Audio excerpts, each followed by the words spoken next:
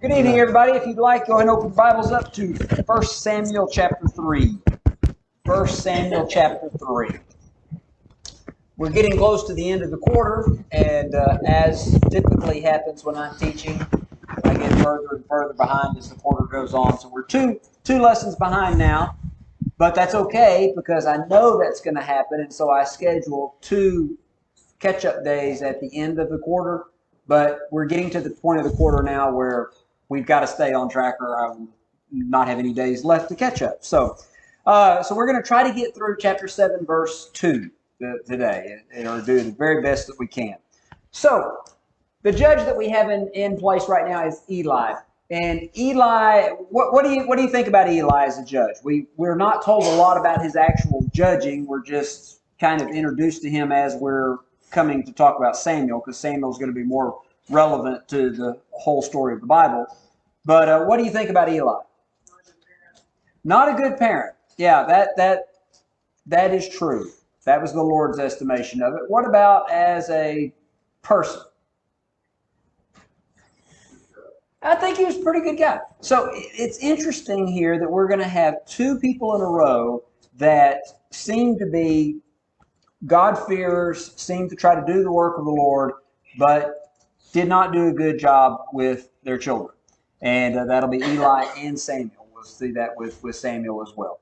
But with Eli, as we are looking at this, we see Eli's in place. Hophni and Phinehas are his 2 sons. Eli's high priest. Hophni and Phinehas are serving as priests before the tabernacle. And Hannah vows to the Lord that if the Lord will give her a male child, she will devote it to the Lord for his whole life. What's that child's name?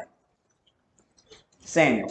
And so Samuel's taken to be in Eli's care from a very young age, and Samuel is helping Eli in the tabernacle. And so we come to chapter 3, and it tells us that the boy Samuel ministered to the Lord before Eli, and the word of the Lord was rare in those days. There was no widespread revelation. That's pretty much true concerning history as a whole. In other words, what we have in the Scripture is we have a condensed down version when God gave revelation. But there were lots of times where there was no new revelation. And so sometimes I think when we're reading through the Bible, we assume that just all the time that there were prophets going around. Well, there were during the periods that we have recorded for us, but there were other times where there were not. So we see that. But the reason that we're told this here is because that's about to change. So with Eli, apparently Eli was not a judge that God was speaking through regularly to the people. But Samuel would be a judge that would be the case. So here's Samuel's first revelation that he is given. It came to pass while Eli was lying down in his place, his eyes began to grow so dim that he could not see. And so this is before the lamp of God was put out in the tabernacle where the ark was. And while Samuel was lying down to sleep, the Lord called to Samuel and answered. And he answered, "Here I am." So he ran to Eli and said, "Here I am, you called?" And what does Eli say? "No, I didn't call you. Go back to bed." And so he goes back to bed, and the Lord calls again, "Samuel." So Samuel arose and went to Eli again and said, "Here I am, you called." And he said, "I did not call you, my son. Go lie down." Now, Samuel did not yet know the Lord. What do you think that means? That's right. It doesn't mean he doesn't know who the Lord is. It means that the Lord had not had the Lord speak to him before in this, nor was the word of the Lord yet revealed to him. So the Lord called to Samuel a 3rd time, and he arose and went to Eli and said, "Here I am, for you did call me." And Eli perceived that the Lord had called the boy. Therefore Eli said to Samuel, "Go lie down, and it shall be, if he calls you, that you must say, 'Speak, Lord, for your servant hears.'" So Samuel went to lay down, and the Lord came and stood and called, as at other times, "Samuel, Samuel." And he answered, "Speak, for your servant hears." Then the Lord said to Samuel. And so here's the first revelation that God gives to Samuel. So we got a little backstory here about how this happened. This is interesting to me because sometimes I wonder, well, how did the Lord speak to these prophets? Now, the Hebrew writer says in various ways. So it wasn't always in one way. Here's a way in which it was an audible voice, so much so that he thought that it was Eli that was speaking. And other times there were dreams and visions and unaudible voices. And so there's, in various ways, the Lord spoke in times past. And so here's one of those ways. So let's look at this first prophecy. Colby, would you mind picking up there in verse 11 and read through verse 14? Then the Lord said to Samuel, Behold, I will do something in Israel at which both ears of everyone who hears it will tingle. In that day I will perform against Eli all that I have spoken concerning his house from beginning to end. For I have told him that I will judge his house forever for the iniquity which he knows, because his sons made themselves vile, and he did not restrain them. And therefore I have sworn to the house of Eli that the iniquity of Eli's house shall not be atoned for by sacrifice or offering forever. Very good. All right, so this phrase, I like this. I'm going to do something at which both ears of everybody who hears will tingle. Not just one ear, but both ears of everybody. In other words, this is going to be something that the Lord has not done before, something unusual. He's going to punish the priesthood, and he's going to punish Eli's house, and he's going to punish because Eli did not restrain his sons. Now, I know we talked some about this last time. He did rebuke them. You remember that he said, what you're doing is not good. I hear about this. But y'all all, I think, agreed last time that that was not enough. And what should have he done? They should have been put to death. He was judge. He was high priest. They were serving as priests. At the very least, he should have removed them. But what do we call it when a parent knows that their children are doing evil, they don't approve of it, but they continue to facilitate the opportunity for them to do that? You're an enabler. That's right. He was an enabler. And God says, because he did not restrain him, because he was an enabler, I will punish him in that. So here's I think, the lesson for us parents. By the way, his children are grown. He's going to be probably in his 70s to 80s at this point, if not somewhere older than that. And so his children seem to be grown here. But you have adult children, they're not behaving. What's the responsibility of a parent in that situation? They're still their child. They're still their child. It don't matter whether they're in the house or out of the house. I mean, it's the parent's responsibility. Don't be an enabler. Don't be an enabler. And I think that's one. Again, can you put him over his knee and spank him? I don't think so. I don't think those days are probably gone. But he does have a situation where he can do something, and he did not do it, and God held him responsible for that. So I do think that there's a lesson in that. For those of you who have children, and as your children are growing up and you're wondering, well, what is my responsibility now? I knew what it was when they were 3. I knew what it was when they were 12. Now they're 18. Now they're 21. Now they're 25. What is my situation here? I think we do have a lesson here, and that we have the responsibility not to enable them in their misbehavior. And what that looks like may vary from situation to situation, but I think that we have to keep that in mind, that as we're interacting with them, we need to ask ourselves, do I have an opportunity to restrain them, and I'm failing to do so? Am I an enabler in this situation? See, Eli, he did 2 parts of that. I mean, his children, they were disobeying God on the things that they'd done. And then he didn't do justice by judging them and give them the punishment of what they deserve. And the kids, not only were they disobedient to God, but they were disobedient to Eli by not under his authority over them to do the right thing. But they thought, because they was grown up, they didn't have to. No. So, verse 16, the next morning, by the way, now you think about Samuel. Samuel has heard this message from God. Now, who takes care of Samuel? Eli. Yeah. And that's kind of his mentor, his father figure. That's his caretaker. And so he's afraid to tell Eli the vision. But guess what Eli wants to know the next day? Tell me the vision. And notice the wording that he says here. Please do not hide from me.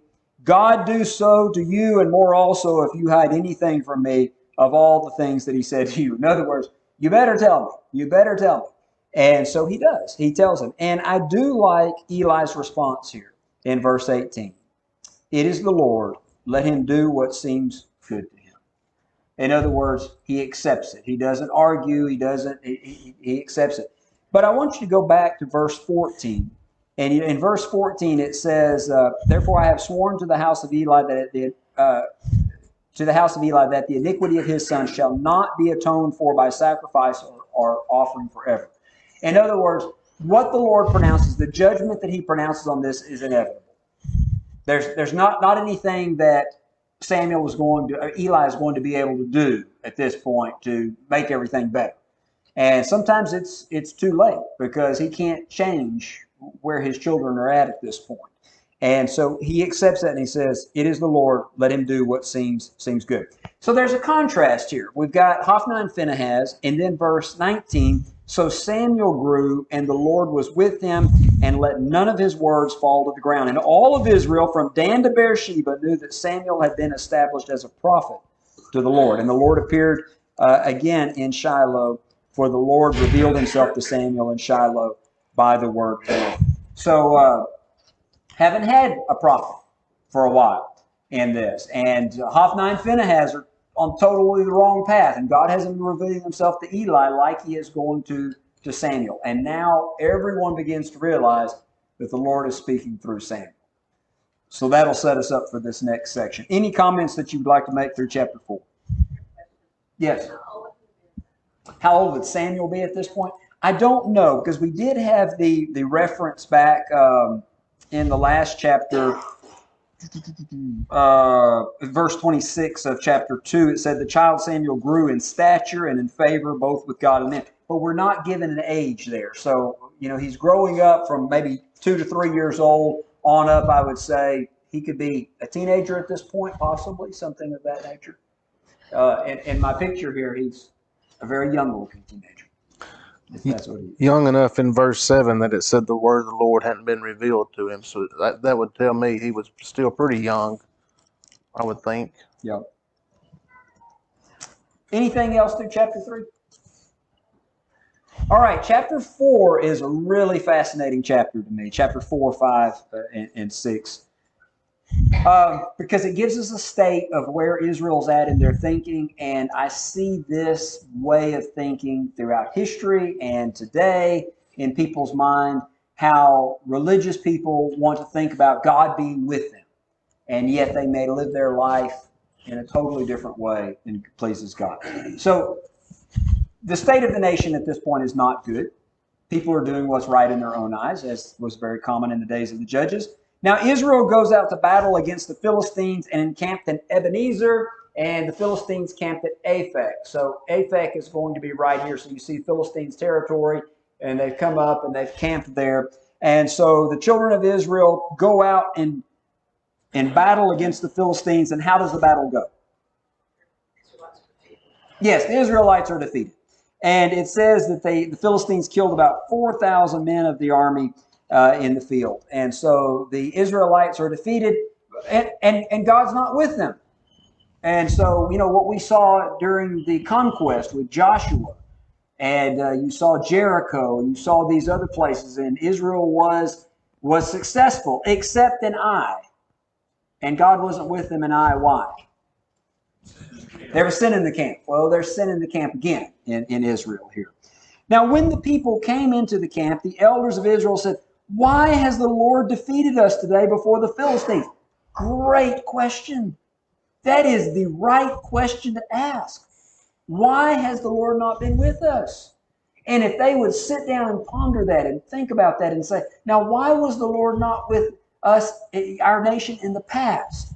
Well, it was because there was sin, because we weren't being obedient to His word. We better look back at His word and see what we're doing that's disobedient. And we better correct that. We need to repent. We need to fix that. But that's a lot of work. That's a lot of work to do all of that. And it's hard work because you gotta look at your faults, and you gotta be honest with yourself, and that's tough to do. It would be much easier if we could come up with something else. And so they come up with something else, like people normally do. Let us bring the ark of the covenant of the Lord from Shiloh to us, that when it comes among us, it may save us from the hand of our enemies. We don't need to do all that work of trying to figure out, examining ourselves and seeing when we're wrong and repenting and changing those things we really like to do. What we need is a good luck charm.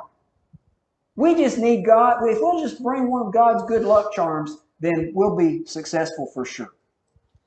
That just shows you that the Levites at that time hadn't been teaching the people anything. Yeah, or the people are just not listening to it. But I would say it's both, because God's going to hold the Levites. If they even told the stories of the battles, they didn't always have the ark with them. That's right. Now, let me ask you this on a point that Steve's making here, because I think he's right. There's no doubt God does hold the Levites responsible for not teaching the people. But in your own life even, have you been taught things, know things, and then not practice them? Because it's hard, it's difficult. Sometimes because it's hard, just because you decide you ain't going to do it. That's right. Could be just outright rebellion or laziness.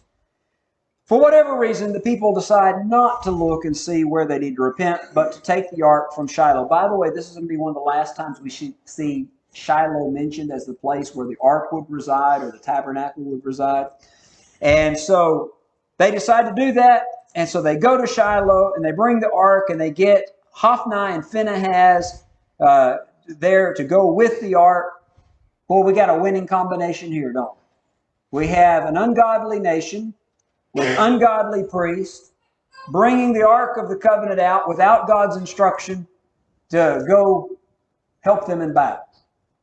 Now, you're good students of the Bible. How would you guess this is going to end? That's right. We would not expect it to end well, but they seem to expect that it's going to go great.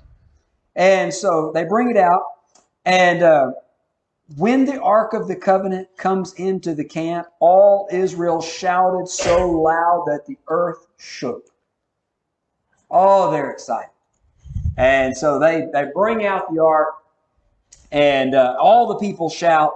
They think this is going to be great. The Philistines hear the noise of the shout, and look at what they say in verse 6.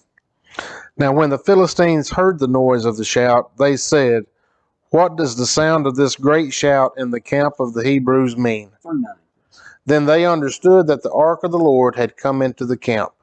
So the Philistines were afraid, for they said, "God has come into the camp." And they said, "Woe to us, for such a thing has never happened before. Woe to us!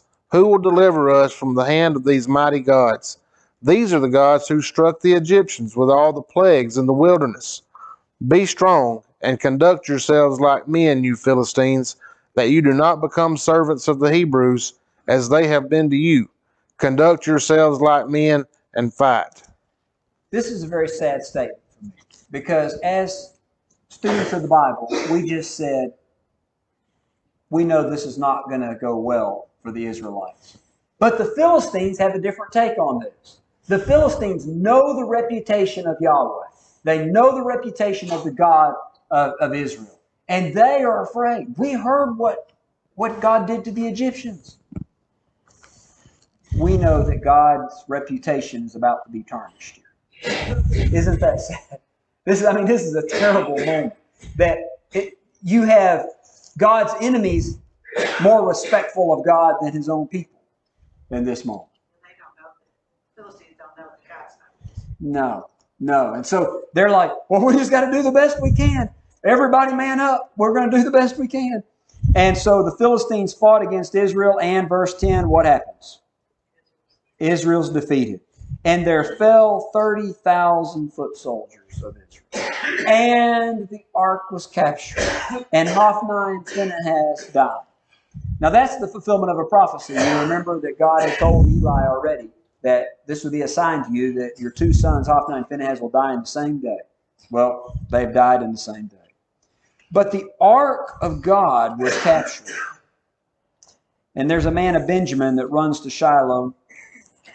And he comes, and there was Eli sitting by the seat, wayside, watching there.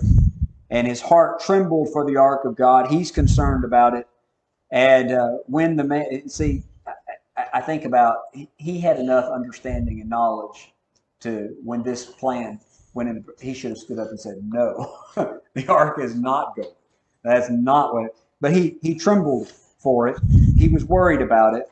But here comes the herald with the news, and Eli heard the noise, the outcry, and he said, what does this sound of the tumult mean? And the man came hastily and told Eli. Eli was 98 years old at this point. His eyes were dim and he could not see. And here's what the man said to Eli, verse 16 through 17. Then the man said to Eli, I am he who came from the battle, and I fled today from the battle line.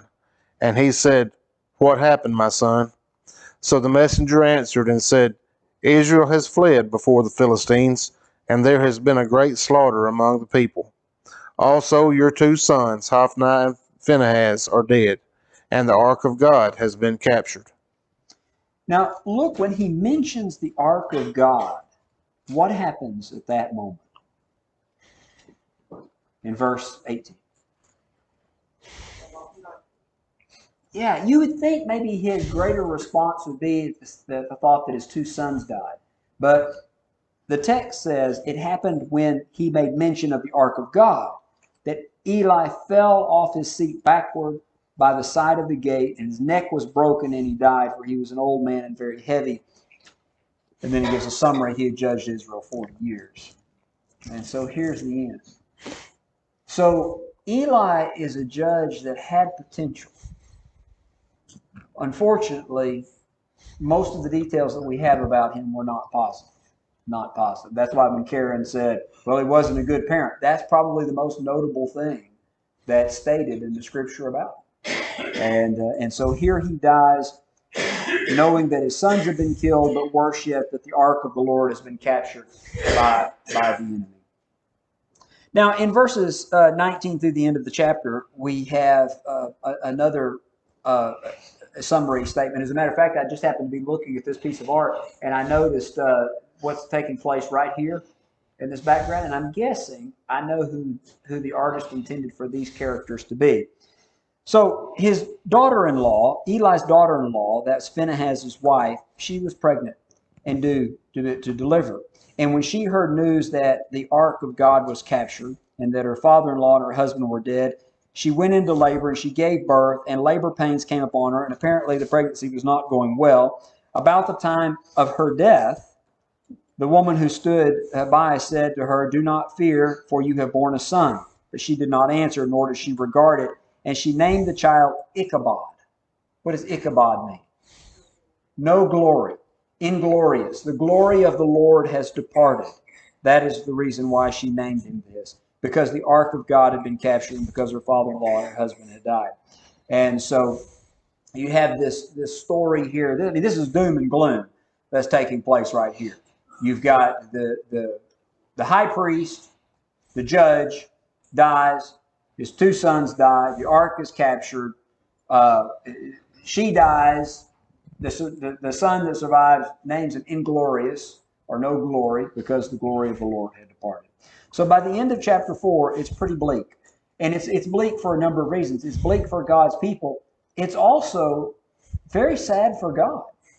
Because, as I said, God's reputation is being tarnished here. The Philistines said, oh no, we can't beat the God of the Israelites. And they handily beat the Israelites. And they're carrying the ark as a trophy back to put in the temple of Dagon. Because Dagon has defeated Yahweh. And sad occasion.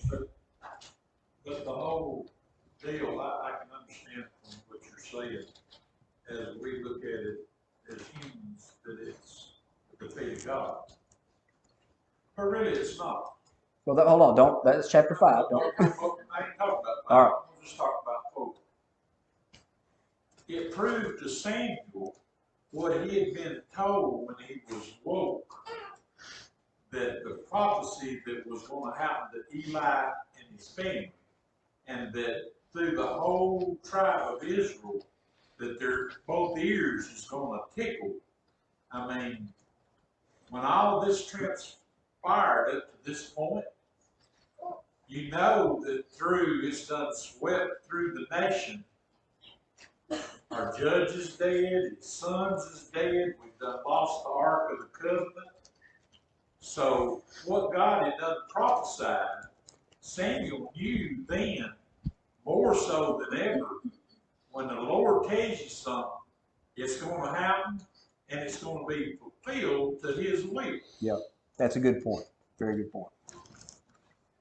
Any other thoughts on chapter 4? All right, chapter 5 I like because most of the time in divine history, God's glory comes by the agency of man.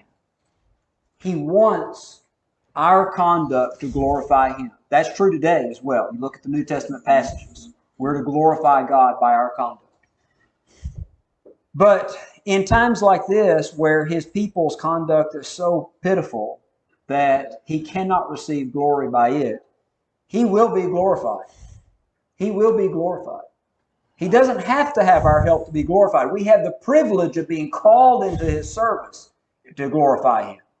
But if we won't do it, His name will be glorified. Let's look at how this happens. So the Philistines took the ark of God and brought it to Ashdod. Let's look where Ashdod is. You see right there? So if we were to, I think I've got this, yeah. So it goes from Shiloh to Aphek where the battle is. They lose the battle. So now the ark is taken down to Ashdod and they place it in the temple, the house of Dagon, and set it up before Dagon. Now, when the people of Ashdod get up the next morning and go into the temple of Dagon, what do they see? Yeah. So you got this idol of Dagon. They put the ark there as a trophy. Dagon defeated Yahweh. And then the next morning, here's Dagon, the statue of Dagon, falling down as if it's bowing down to the ark. And so, well, what do you do when you have an idol as a god? Well, you stand it back up. Say, get back up there, strengthen yourself now. And so they stand it back up. And so then they come in the next morning, and what's happened? He's back down, except this time his head and his hands are broken off. By the way, that's mentioned, but does that remind you of anything, or does that ring a bell in any way? Yes, when they would defeat somebody in battle, they would usually cut off their head and their hands. It was to show that we have completely defeated you. All power is gone. So the symbolism of this, when they come back in and there's Dagon laying face down with his head broke off and his hands broke off, the symbolism would be quite powerful in their mind as they see this. And they're greatly disturbed by this, so much so that it began a custom that the priest nor anybody who went into the house of Dagon would step on the threshold, because that's where the head and the hands were laid. It's on the threshold. And so, wow, now they're thinking about this. And not only that, but look at verse 6. The hand of the Lord was heavy on the people of Ashdod, and He ravaged them and struck them with tumors, both Ashdod and its territory. So there's a plague that's taking place here, and whatever it was that was the disease, some would say is bubonic plague or whatever, we don't know. But it caused tumors on them. There also seems to have been, the land was being ravaged by rats. We'll see that later. I think that's why some people say it's bubonic plagues, because it must have been spread by the rats, but the text doesn't say that. And so things are bad for the people at Ashdod, and they start to put 2 and 2 together here. So in verse 7, would you read verse 7 for me, Colby? When the men of Ashdod saw how it was, they said, "The ark of God of Israel must not remain with us, for his hand is harsh toward us, and Dagon our God." So they get together and they say, all right, well, let's do this. Verse 8, what shall we do with the ark of the Lord, the God of Israel? And they answered, let the ark of God of Israel be carried away to Gath. This is another Philistine city. So they're going to move it and they're going to bring it down to Gath. And, well, what happens in Gath? Yeah, the same thing starts to happen. And so they say, well, let's send it on. So in verse 10, they send it to Ekron, and they move it on to Ekron. And, well, as soon as it gets to Ekron, here's what the people say in verse 10.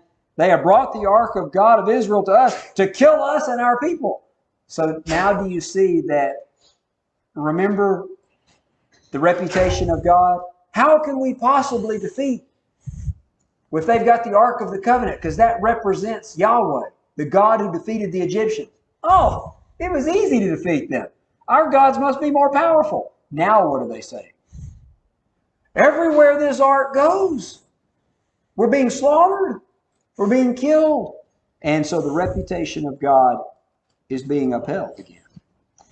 And so they sent and gathered the lords of the Philistines together and said in verse 11, send away the ark of God of Israel and let it go back to its own place so that it does not kill us and our people. We don't want this trophy. Send this trophy back. Because obviously God is stronger than Dagon, and he's defeating us and causing great havoc with us. And he killed more Philistines than all the Israelites that were supposed to drive them out of the country. That's exactly right. That's exactly right. And done it, just a little time. Yep. Any other thoughts through chapter 5? All right, chapter 6. So the ark had been with the Philistines 7 months, and they want to know, well, what are we supposed to do with it? So they call together and they ask the spiritually minded people there, not God-fearers necessarily, not God-servers, but those who are the priests of the Philistines, what should we do? And they say, don't send it back empty. Don't send the ark back empty. So make a trespass offering. So now, here are the Philistines making trespass offerings to Jehovah God. And so maybe you will be healed. And maybe he'll remove his hand from it. Well, what should we give as a trespass offering?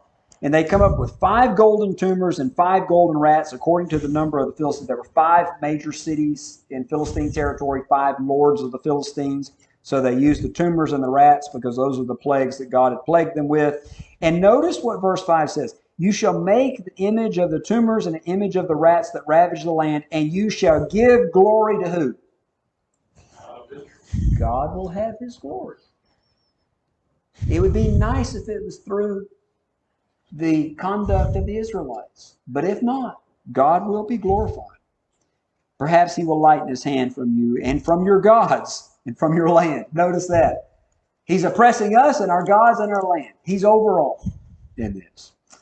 And then look at verse 6. Why do you harden your hearts as the Egyptian Pharaoh hardened their hearts when the mighty things were done among them? Wow. Look at the respect that they have for God. They remember that. And so once again, they're seeing the mighty power of God here. And so here's what they decide to do. This is genius. All right.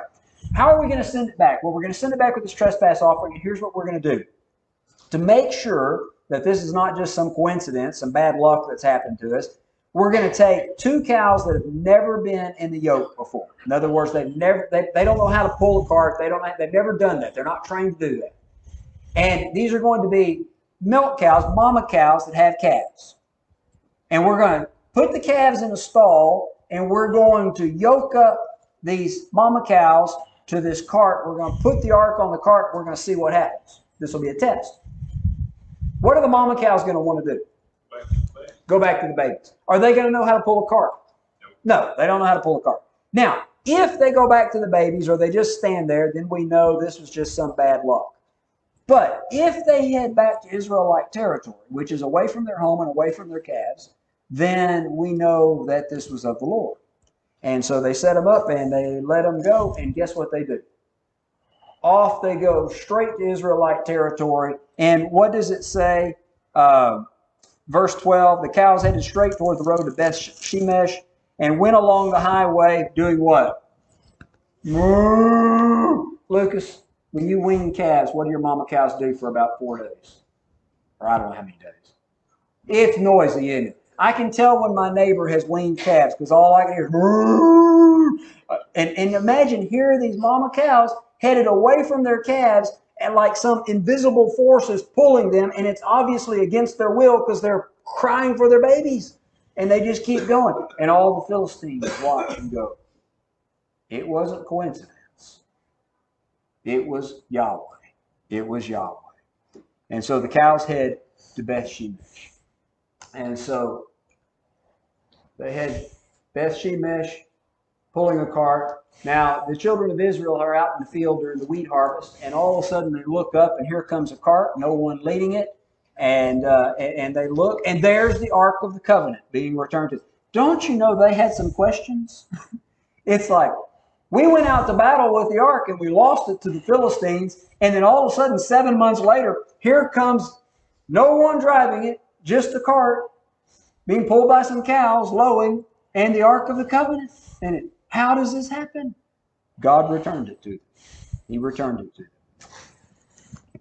End of chapter 6 here is kind of sad because the first thing they do is they celebrate by taking the cows, offering them as a sacrifice, and using the cart as the wood to burn up the sacrifice. Again, that would be, I think, appropriate to want to sacrifice to God because He's returned the ark in this way. Well, what else do they do? What? Because if you look at all the history of when they did do sacrifices, the animals had to be clean. They had to be the best. And if you didn't do that, and it wasn't time for whatever reason to do a burnt offering, you were just as sinning, just as bad as the Philistines when they stole the ark. That may be true. But I don't know. I don't know if this was appropriate. That I think the sentiment was appropriate to want to worship God. I don't know if the animals, these cows were clean. I don't know if these cows would have been. I don't know the details on all of that. But what do we know that they did that was not appropriate? They looked inside. Do you remember Raiders of the Lost Ark, Indiana Jones and the Raiders of the Lost Ark? You know what happened to people who looked in the ark? That's right, yeah. Their eyeballs melted away and stuff. And so I don't know what it looked like here. But can you imagine, first of all, how many Israelites had ever seen the Ark of the Covenant? Yeah, only the high priest once a year. That's the way it was supposed to be anyway. And so if the Ark of the Covenant rolled into Frog Pond, Alabama, that would be a sight. I would be interested in that. And what do you think's in there? You reckon those 2 tablets of stone are still in there? You reckon that jar of manna is still in? Well, I don't know. Well, you think it'd hurt to peek? Yes, it would. Why would it? It's not. Okay, why are you going to die? It's holy. It's irreverent to do. Not even the high priest was not to touch it. And here they're treating it like, it's a mystery box that we can see what's going on there. And so they are not glorifying God. They are not giving Him the respect. Will God be glorified? Yes, He will. Yes, He will. And so He struck the men of Beth Shemesh because they had looked into the ark. And He struck, now according to the King James, and tell me if you have a translation that reads different, He struck 50,070 men of the people. That's a lot. That's a lot. What would have happened had it happened here is people would have had to gather from all around to have that number. But does anybody have a different rendering there? 70 men, 50 oxen. Yes. Yeah. There's a footnote. Some manuscripts say 50 men of the people and 70 men of the people and 50 oxen that were there. And so that's more reasonable in light of our thinking. But I don't know that 50,000 would have been. I don't know if that would have been unreasonable. So numbers many times are difficult to translate accurately. I don't And so think that it would be unreasonable because you go back, like even when they was coming across and the things that they did along the way in the travel when they sinned, God killed thousands of them to get His point across, and I don't think it was just a few. I think it was what it says here of 50,070 men, because God wants to prove to them, if you sin, you're gonna die. Right. If it is 50,000, which I'm not, I think that's very possible. What's the population of Franklin County? Tina, do you know the population of Franklin County? Okay, well, I didn't mean to put you on the spot there. I saw it just not long ago, and I can't remember what it is either. 28,000. 28,000. And so if the Ark of the Covenant rolled into Frog Pond, Alabama, it would kill everybody in Franklin County, Marion County, and probably a couple other counties combined. That would be the number. So I'm just putting that out there to say this was a traumatic event. If it is that number, and which I don't doubt that it could be, because I think people would come from all over to see the Ark if it came into town. But the thing that's different from here than over there, I mean, you've been over there. From what videos I've been watching on Israel, over there it would be easy for this amount of people, because you ain't got all kinds of trees and all that stuff. In some of those areas, you might have some over here and there, but it's just like wasteland in some of those areas of it. So you could have way lot more than that come down to see something and he'll wipe all of them out in one lick. It's certainly possible. All right. How long did it been since Moses wrote the first 5 books to this point? So we assume that he wrote those right before they entered into the land. And so we're at the end of the Judges now. So we're looking around 400, close to 400 years since. So Paul says about 430 years. Yeah. Acts chapter 12. Yep. So the Philistines knew that God hardened Pharaoh's heart for 400 and something years. But yet in Joshua, generations of the Israelites did not know God. You're right. That's terrible. Yes. The world remembered God's mighty acts more than his people did. Very And good. also, too, when you go back to Hannah's prayer or song in chapter 2, I believe it's where it says that God's actions are weighed. So whenever you read 1 Samuel here, mark down what all the Lord has done. From the first chapter all the way through, you'll find that phrase a lot. The Lord closed Hannah's womb twice. The Lord let the ark get captured. Mm-hmm. The Lord gave this young man a hard prophecy to go tell Eli. I mean, if that was my kid, I'm going, Lord, why you doing that? He's so young. Right. To put that burden on. But when you go back to Hannah's reading, or her prayer, it sets up the whole book. The Lord thunders, you're going to see that one, the confusion. You're going to see the Lord's actions are weighed. And you're going to think, why did the Lord do this? Well, that's the Lord. His actions are weighed all the way through here. Things that we don't understand. And that's the key verse that Samuel said, right? That we all know. You got to look at the Lord's heart. See the way the Lord sees people. Yeah. Good point. But it's interesting if you just write down what the Lord has done. All Right. through, you'll have a long list.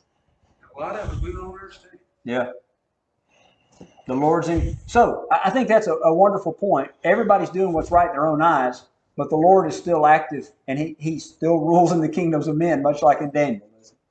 Good point. All right, we have 1 minute here, so let's finish this up. So the men of Beth Shemesh said, "Who is able to stand before this holy God?" That's a great question. That's a great question. Who's able to stand before this holy God? And from whom shall it go up from us? And so they sent messengers to Kirjath-jearim, saying, "The Philistines have brought the ark back to the Lord. Come down and take it up from us." So you got the Philistines wanting to get rid of it, and now the people of Beth Shemesh want to get rid of it. So they're sending it to Kirjath-jearim. And so it goes to Kirjath-jearim. And it says in verse 1 that they brought it to the house of Abinadab on the hill and consecrated Eleazar his son to keep the ark. So it was that the ark remained in Kirjath-jearim a long time. It was there 20 years, and all the house of Israel lamented after the Lord. Why didn't they take it back to Shiloh?